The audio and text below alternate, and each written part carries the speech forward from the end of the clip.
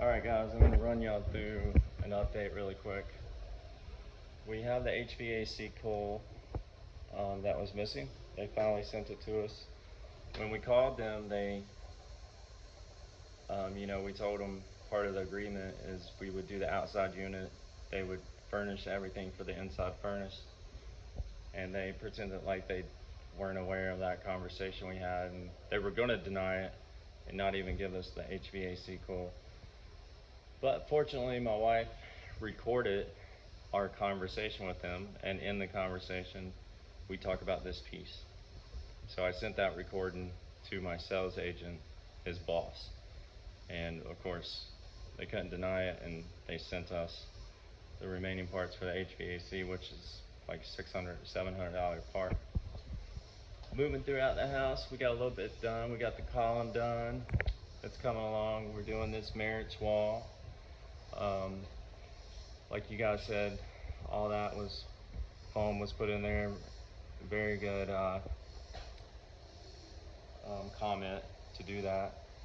So we still got to straighten out the beam, but we're working on the marriage wall. And we really haven't done much in here because most of the work's going on outside with the brick veneer and the plumbing and the electrical. All that's done. As you can see, we got lights on. Missing a few things from Clayton, like we need to get this little trim piece for the middle of this column. But you know, there's some water damage already in this unit, and that's what I really wanted to show you guys on this video, is the water damage. I mean, and this trailer's been here, this mobile home's been here for maybe 3 to 4 weeks, and the kitchen cabinets are swelling out, as you can see. This is all from water damage. This is from water damage on this side too. And moving into the bedroom, there's some water damage in the bedroom too. I want to show you guys right here. We've taken the baseboard off because it was swelling out from water damage. You can see, if you look down that baseboard, you can see it's water damage. So they're supposed to come out and investigate that. But me and my wife Amanda, we were doing this door in here. You know, Amanda's like, hey, let's put up the barnyard doors. I'm like, oh yeah, that's pretty easy, pretty straightforward. So I go to hang the doors, and I've hung a lot of barnyard doors, and I'm like, man, it just doesn't seem right. Like, first, you know, you measure from the top of the rail down to the floor, and obviously you want your door, you know, maybe a 1/2 inch, 1/4 inch, or even 3/4 of an inch off the ground. You want airflow to be able to come underneath the door when needed.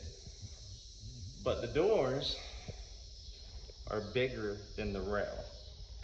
So I'm like, that don't make sense. How am I supposed to, I can't put the little the wheel on top of the door, because there's no way to put the door on the rail, because the gap between the wheel and the door would be about yay big. And obviously you can see the rail is about that thick. So we did, you know, I looked at it, we did some measurements, and then I realized this whole opening is 79 inches, right? All the other openings in the house are 82 inches.